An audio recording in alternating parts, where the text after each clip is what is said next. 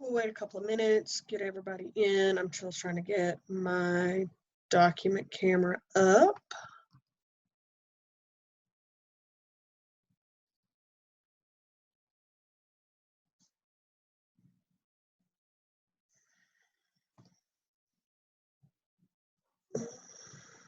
Spin.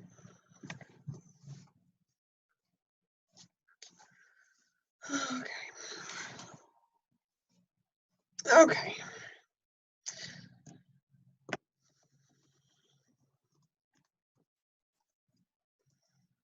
Okay.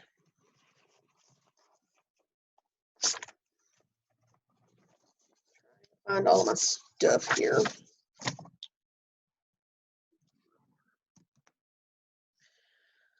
Okay, I'm gonna go ahead and I'm gonna get us started. Just because I know that it took us a little longer than I anticipated the other night. And I appreciate you guys that were with us the other night. I appreciate it. It also made it kind of a really big file to have to upload to YouTube. I did have to change some stuff up, and I put an announcement in Canvas. I did have to put this stuff in to a YouTube channel.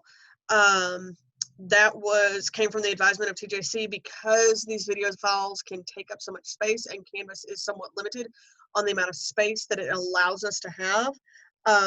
So I provided a link. I don't know if the actual hyperlink is working that I tried to do, but I also created a header, quote unquote, that has the link to the specific file.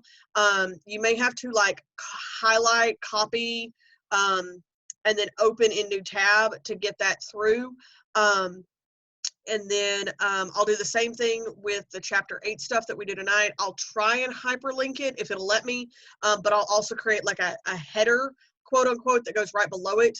That will be the direct kind of YouTube address file for the YouTube channel. Within that channel, there will be some other videos because I'm having to upload things for all of my courses, both my TJC courses and my Brownsboro courses. So I've tried to label things appropriately. So if you see something that says Math 1342, that's going to be this class. Everything else I've tried to label up as best I can as we're processing through. So I'm going to go ahead and get us started in 8.1. One of the things that I did discover after we had the session the other night is on my side, whatever main screen I have, that's what gets pulled into the recording. So the bulk of the recording came off of our white screen the other day.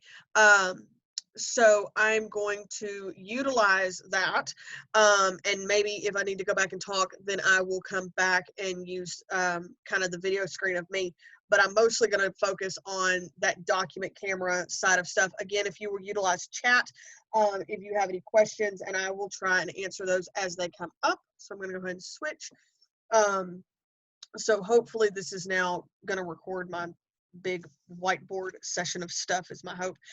So chapter 8 starts in section 8.1. We actually do this chapter slightly out of order. So the order that we actually do this in is we're going to do 8.1, then we're going to go to 8.3, and then we're going to backtrack into 8.2. So we do them in a slightly different order, and that is because the concepts here go really well with this, and then this one is a slight change up. It's the same ideas, but it's done in a slightly different patterning or a different method.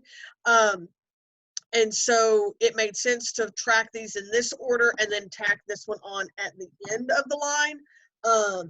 You can do the homework in any order that you want to, but that just happens to be the order that it follows in the PowerPoint, as well as the order that we do in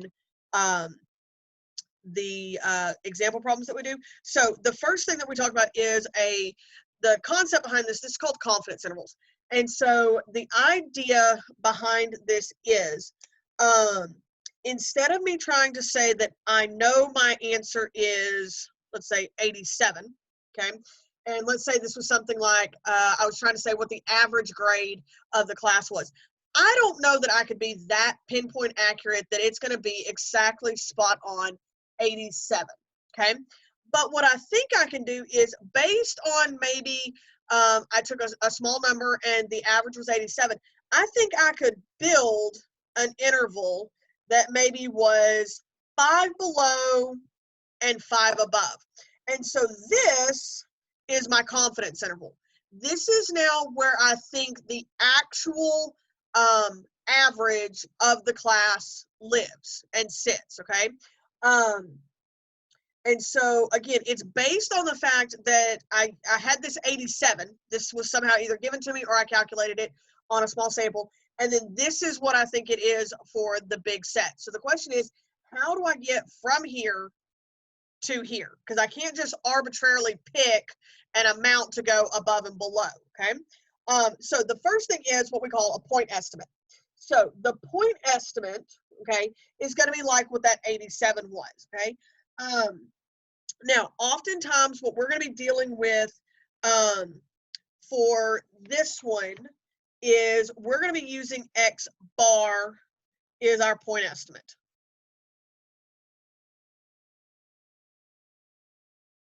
Now, later on, we'll use something else, okay, if we're doing things like proportions or whatever else. But for right now, we're going to be using X bar. Now, the other thing is, right now, we need to know what sigma is. So we're going to work on somehow they are able to tell me what my population standard deviation is, and I'm going to use that to help us out, okay? So now, we talk about, so we have a point estimate, we have margin, a known standard deviation. Then we're going to talk about the margin of error.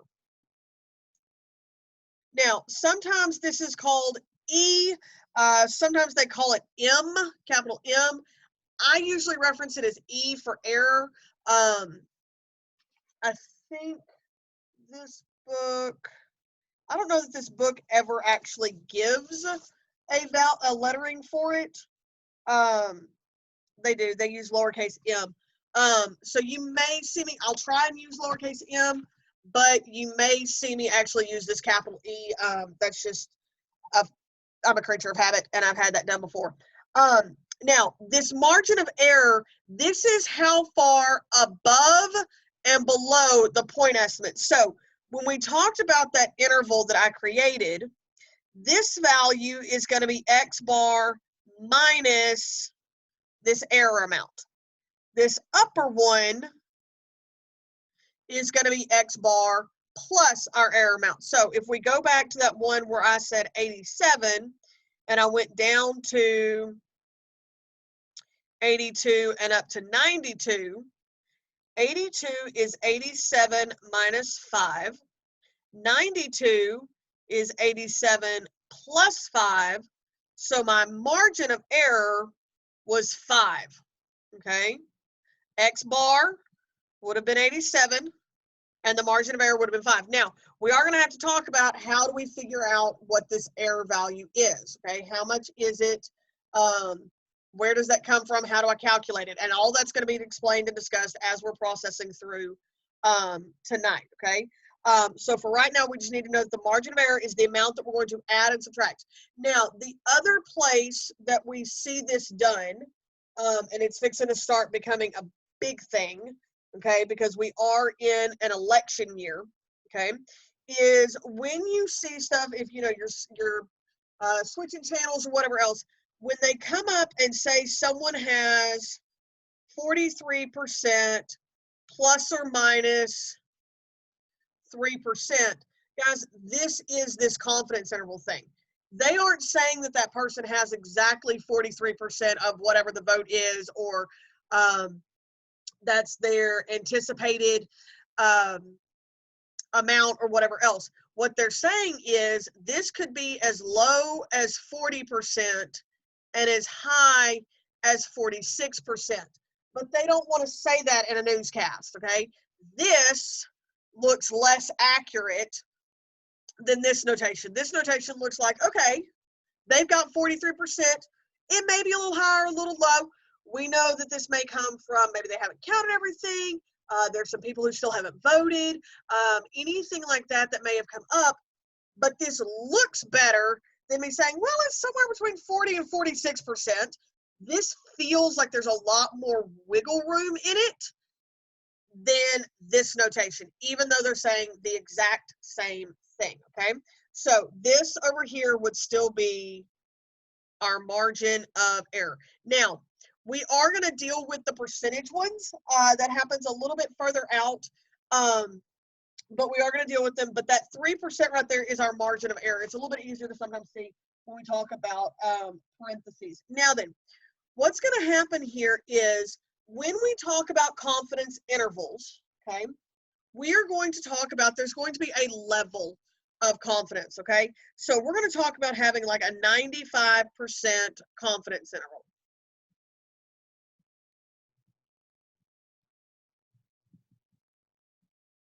Okay, now what that means is 95% has to sit inside of this bubble, okay? And this is going to be based around the normal bell curve, okay? So basically what we want to do is put 95% in the middle. Now, if there's 95% in the middle, so if we're looking at a picture here, I want 95% in here. Now, what I need to know about though, okay, and what's going to be helpful for us is I need to know this stuff out here. Now, that stuff has to be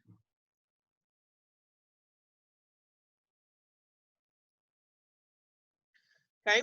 So if 95% is in here, we've got 5% out here. Now, that has to get divided by 2, and that's going to be 2.5%. Okay, so this is 2.5%. This side is also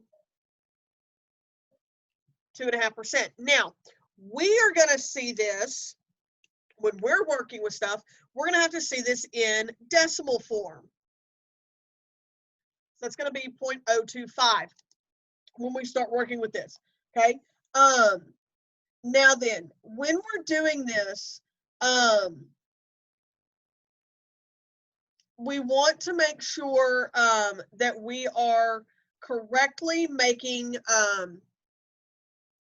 the right spots, okay?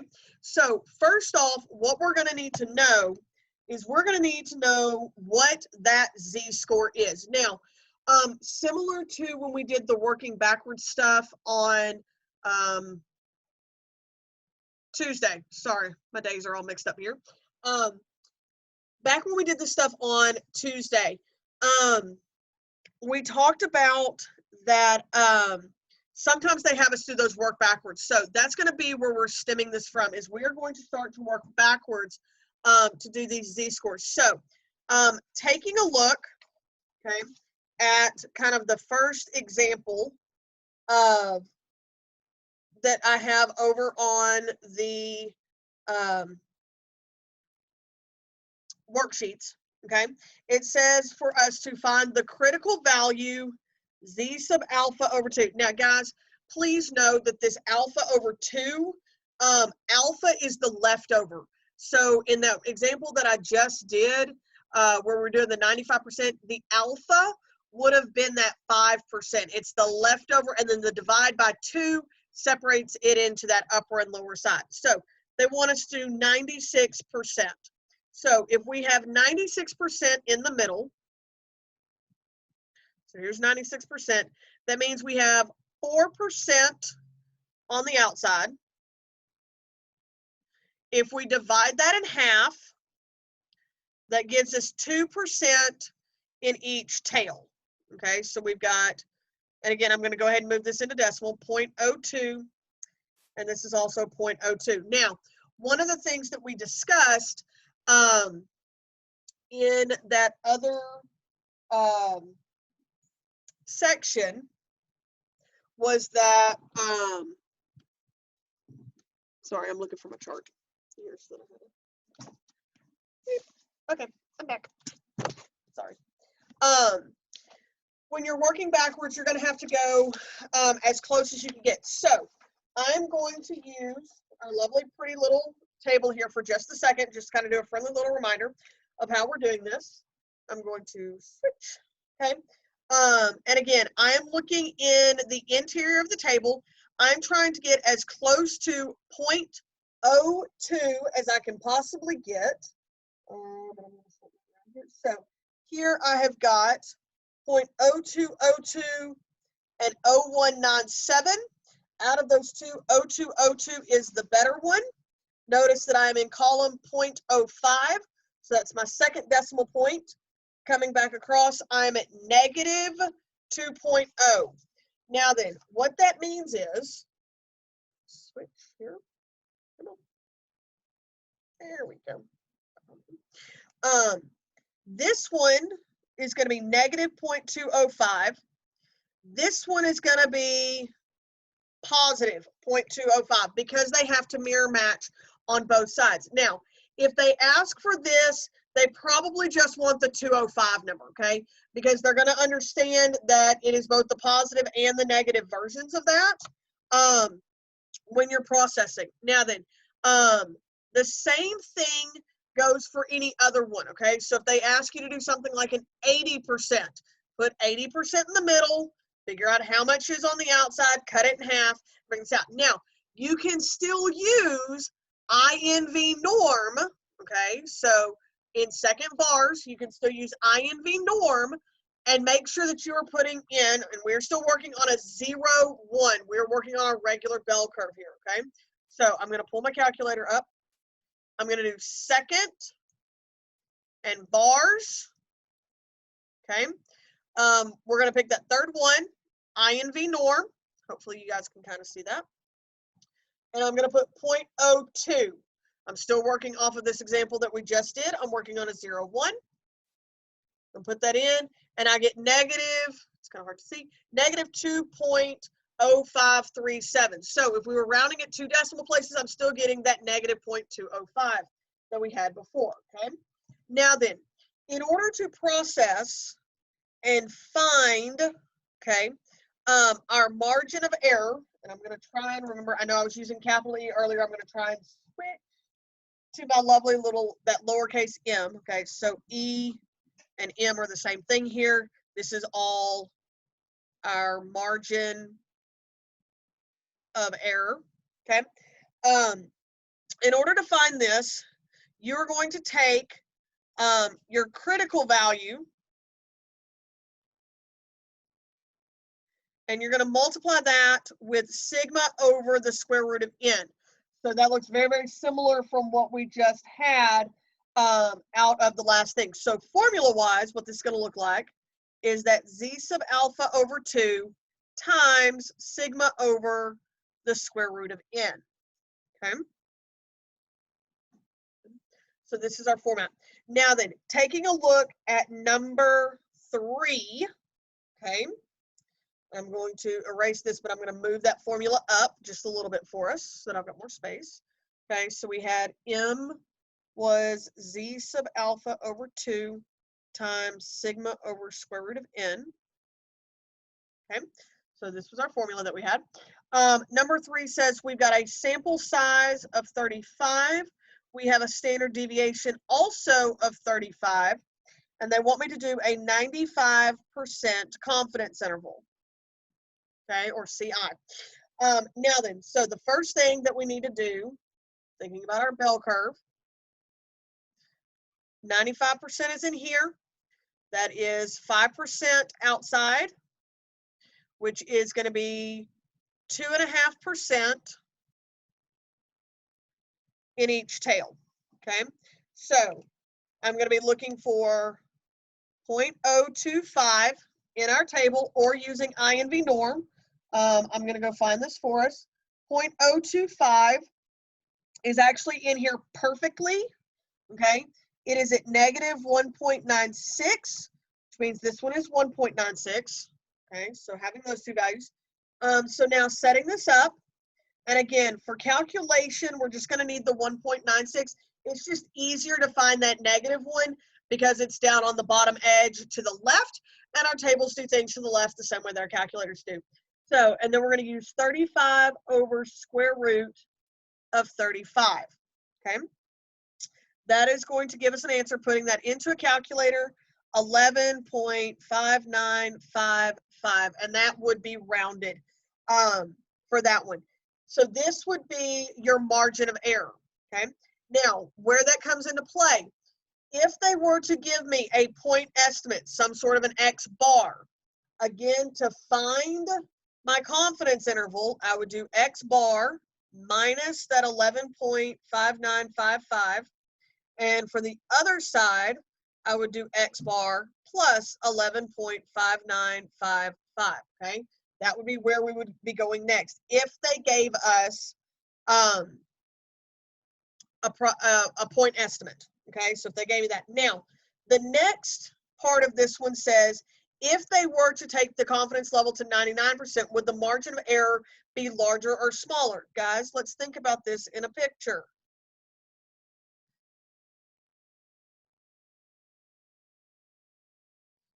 Okay, now they want us to put 99% in the middle. That means there's more in the middle. That means that interval is bigger, okay? The only way you're going to make that interval bigger is if this margin of error gets bigger, so that I'm subtracting more and I'm adding more to the other side, okay? So it would be larger, okay? So the confidence interval and the margin of error would be larger because of that higher instance, okay? One of the things that comes from this is when we talk about confidence intervals, okay? The idea here is if I want to be have a 90% confidence, it's only going to be this big, okay? If I want to be 95% confident, that means I need to make my range a little bit bigger, okay? Because I want to have more values inside, so the chances that I have the right answer go up. The bigger the interval, the better my chances are. So 90% versus 95% versus 99%, okay? So the higher they send the confidence, the bigger the interval is going to get, or the wider the interval is going to get for the same data set. Okay, so hopefully that kind of makes sense. Now then, looking at number 4, okay, so this is when we're actually going to be able to construct one all the way out so that you can kind of see the pattern that's going on here, okay? We've got sample size is 62. Standard deviation is 9.2, and they tell me X bar is 50.87. Now they want me to do a 95% confidence interval, okay? Now, again, bell curve, 95%. We just did 95% on the last one, and we said this was negative 1.96 and 1.96. So doing our math, we're going to have 1.96 times, and again, I'm using this lovely formula that we have up here. Okay, so this is my z sub alpha over 2. We have 9.2 over the square root of 62. Okay, and when you multiply that out, you get 2.29. Okay. So now, to find your confidence interval, we're going to take 50.87 and subtract the 2.29, and we're going to take 50.87, and we're going to add 2.29. When you subtract that, you're going to get 48.58, and when you add it, you're going to get 53.16. This is your confidence interval, okay? Okay.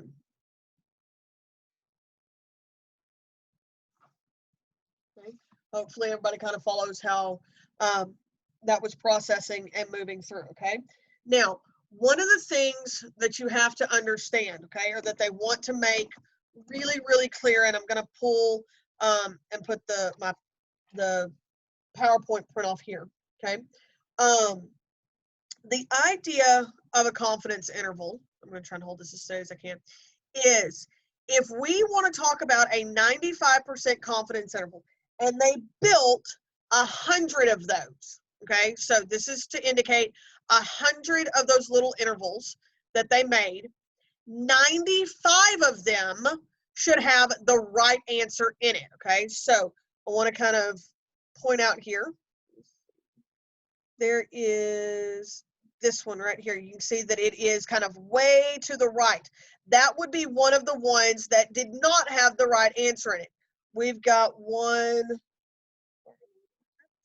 here that is completely down below. That dark line, okay, that dark line right there is the actual answer. So that's one of the ones that's below. But there are 95 of those that have the right answer in it, okay? So that's what they're talking about when they say 95% confidence, okay?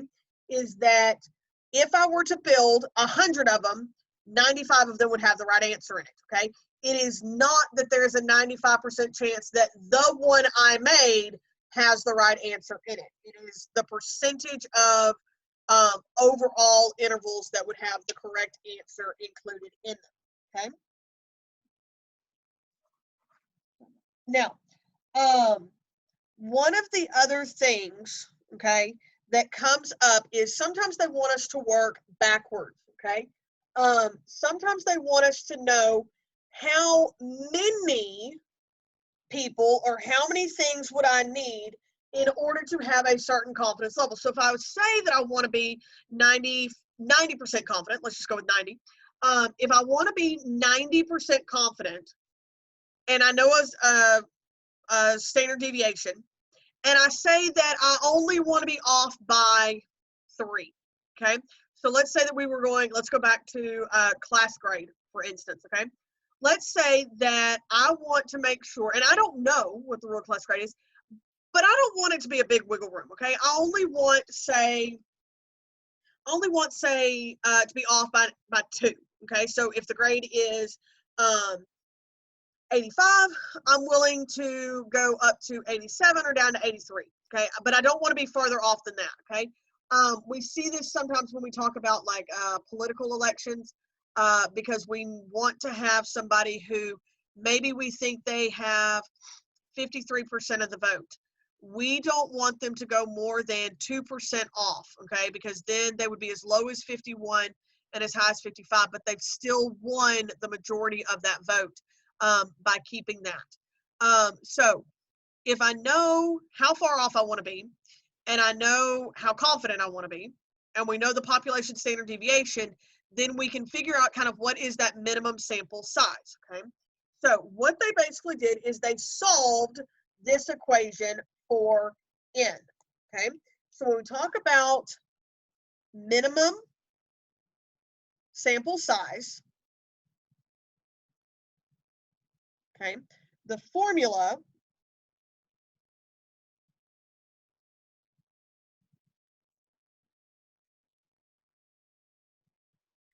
M, sorry, that's an M.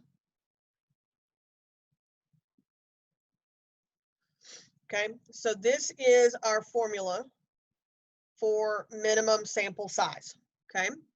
Now then, this is a straight. Now, the other thing is,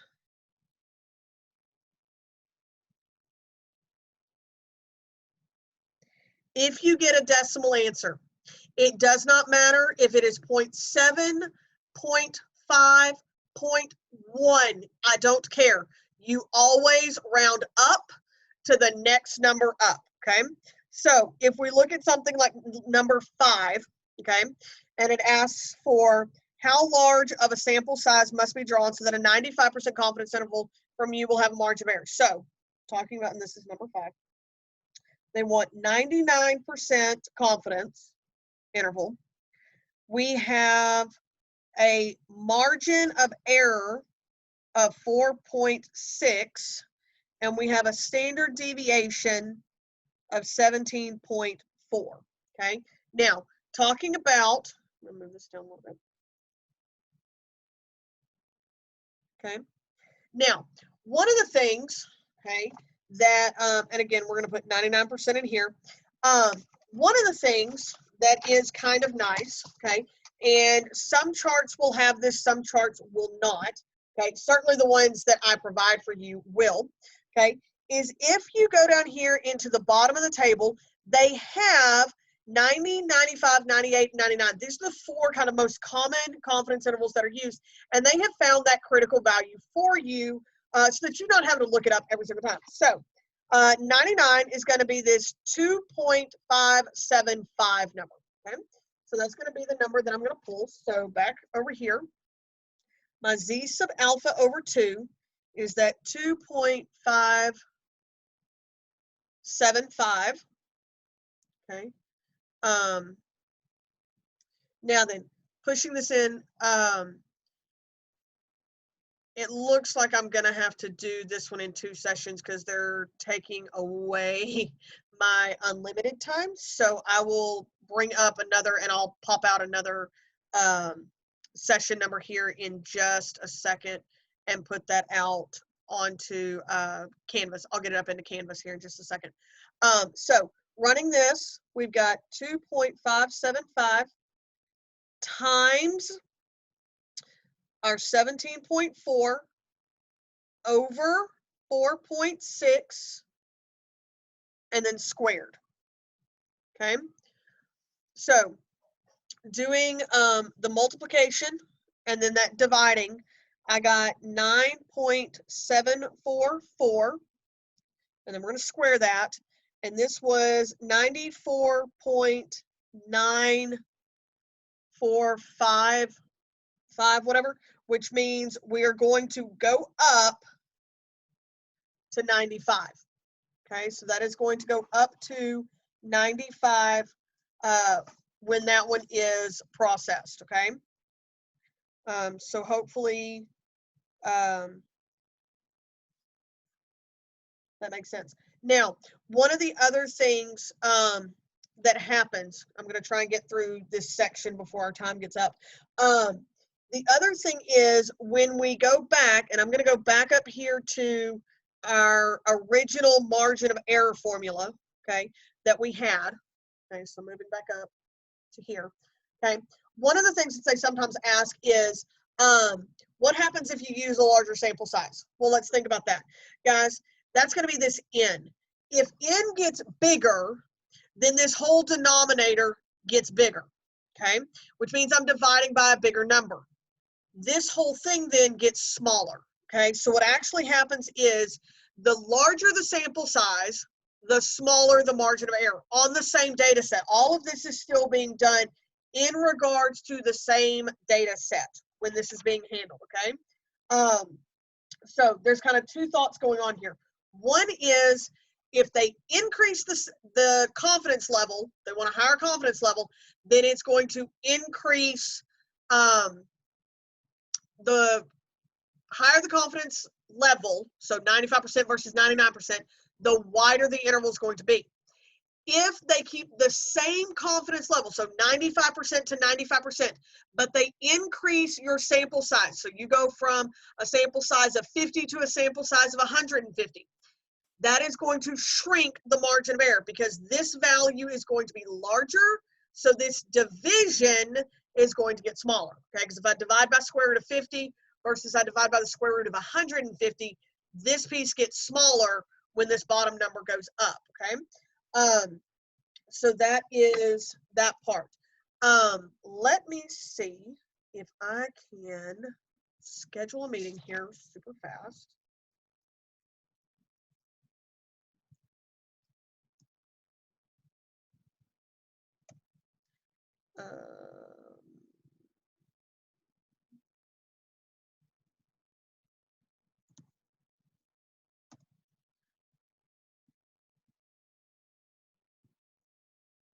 Let me see if I can schedule this really quickly. See if it'll make it for me. I'm trying to get the new meeting so I can give you guys the ID super fast. Okay. So the next meeting ID so that you have this, okay? Because I'm fixing to have to, I'll do this one as far as I can, and then I'll have to switch this over.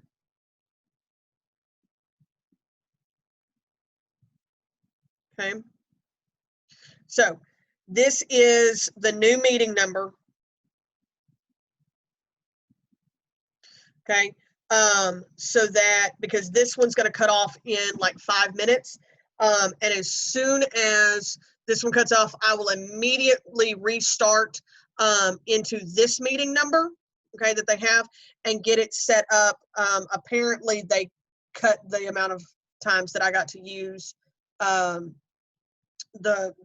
extended times that they allowed me to use. Okay, I think that may have been like a 3 times and you're done type thing. So just talking into the next part. Now, what we're fixing to do in the 8.2 section, okay, kind of moving forward towards where we're going, we're going to still be building the same confidence intervals, but instead of working on X bar, okay, we're now going to be working on a proportion, okay, or a percentage. Now, what that means is we are going to have to work with the decimal versions of percentages. So we're going to see a lot of this in percentage. The other thing that's going to change is this is still going to be the same. This is going to look a little bit different, okay? And if you remember, we had a formula from Tuesday night that was like a big, it looked something like square root of P1 minus P over N, okay? This is fixing to come back, okay, when we're processing this. There'll be a slight change to it, but it's going to basically be that as we're processing through, okay? So that's where we're fixing this. I am going to go ahead, just so that we've got a clean break, I'm going to go ahead and cut this meeting off, and I will get this other meeting restarted. So if you guys will try and join this meeting, if you're going to stay with me for the next little bit, I am going to try and get us through 8.3 and 8.2 in that next session, because we shouldn't have to explain as many things in the startup for that, okay? So I'm going to go ahead and end this one, and then I'll start up into this next meeting, okay? See you guys here in just a second.